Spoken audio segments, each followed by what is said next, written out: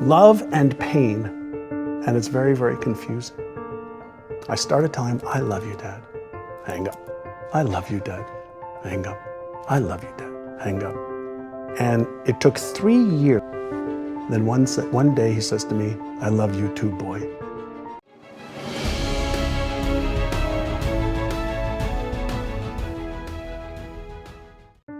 Well, I didn't start there. What happened for me personally when I was a teen, between the age of 13 to 17, I got into an enormous amount of trouble with the law. I did a lot of unethical things, and I was getting myself into so much trouble. And I had one mentor that my brother introduced me to. His name was Alan Brown. He was a very successful philanthropist, entrepreneur, and he agreed to meet with me for lunch one day. And he asked me, like, why are you doing these things? You seem like a nice young kid. And I said, I don't know, I just want to make some money and I just want to fit in. He goes, but you seem like you're intelligent. Why don't you just use your brain's natural abilities? I go, well, listen, based on my education and based on what the teachers have told me, I'm not going to do very well in life. And I left high school in grade 11 thinking that I'm not worthy enough, I'm not smart enough, I'm not good enough. And this one man in 1 minute, in one meeting, changed my life. Because he asked me, what goals do you have? I said, what do you mean, what goals do I have? I said, I want to go out this weekend to the bar. I want to have some good food. I want to find a nice young lady to maybe hook up with. And he says, no, but what are your bigger goals? And I didn't have any. So he actually sent me home. And he said, fill out these pieces of paper. And on the piece of paper, it said, like, what age do you want to retire by? Like, I was 19. This was May of 1980. I wasn't even started yet. I said, but just fill out these papers. So I said, I want to retire by the time I'm 45 with $3 million. I want to have a Mercedes. I want to have a house. I want to travel the world. I want to have a great lifestyle. And so I came back on Monday and he looked at it and he asked me one question. And that question transformed my life. And he said, are you interested in achieving these goals or are you committed? And I stopped and I looked at him. He was standing up. I was sitting at my desk there at his office. And I asked him, Mr. Brown, I said, what's the difference?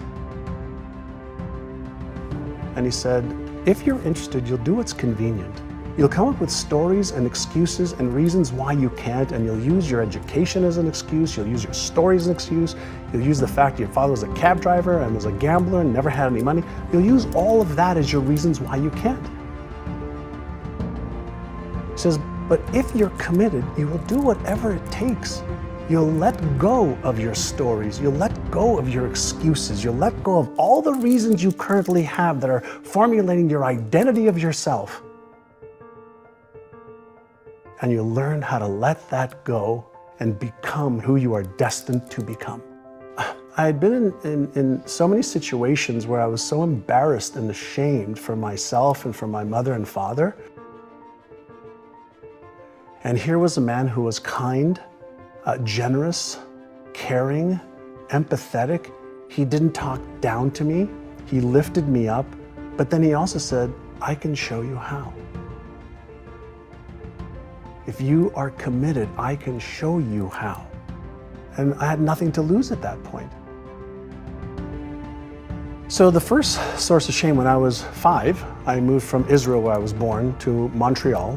And I had just started kindergarten in Israel, and then I was thrown into a class with 50 kids in Montreal in grade 1. I didn't speak English or French. And so I felt stupid. I felt like I sat there, looking up at the ceilings, bugging the other kids, and was consistently reprimanded, consistently put in the principal's office. And then I was consistently brought to my knees with my parents. My father was physically abusive,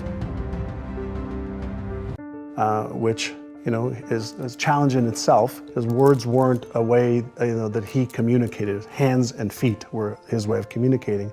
And so when I did the wrong things, that was the punishment. And so I felt embarrassed that I wasn't smart enough, that I wasn't good enough, that I wasn't going to amount to much. And back then, school was, my parents were trying to say, go to school, do well. That's your way out of, where we were living. That's your way out of this life that we're having, which wasn't a bad life. We had food on the table, we had a roof over our heads, but there was always a struggle. And Mr. Brown offered me some hope. It really amounted to that. He offered me gentle, kind love and hope. Without embarrassing me, shaming me, or making me feel guilty.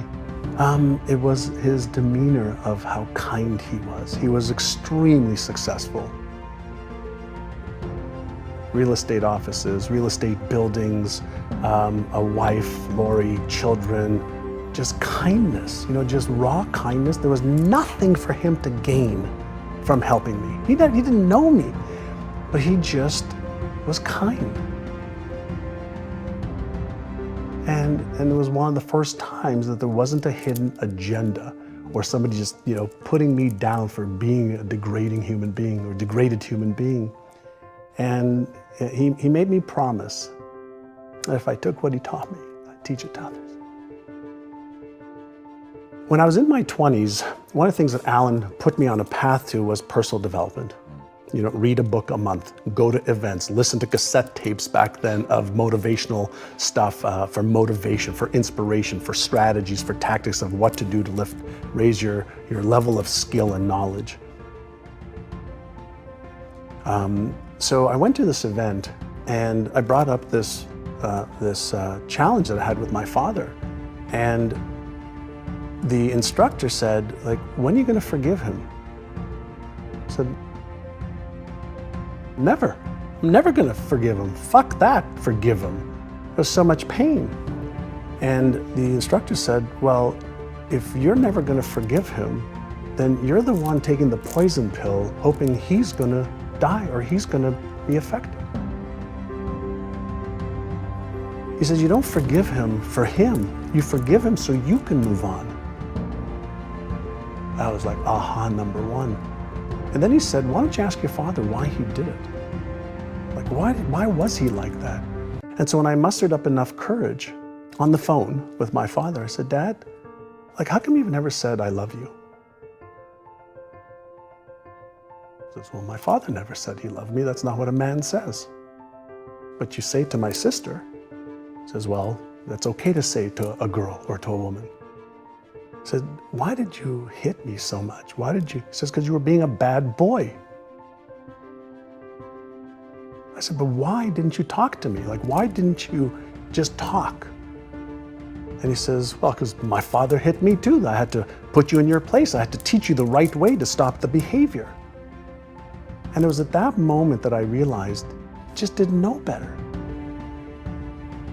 That's what he learned was the process to try and help me. So he's not a malicious human being. He's a kind, loving, caring man.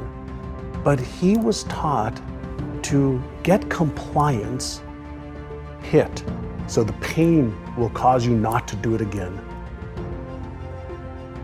And in theory, understanding the brain science today, it does work in some cases, but especially with children, even adults.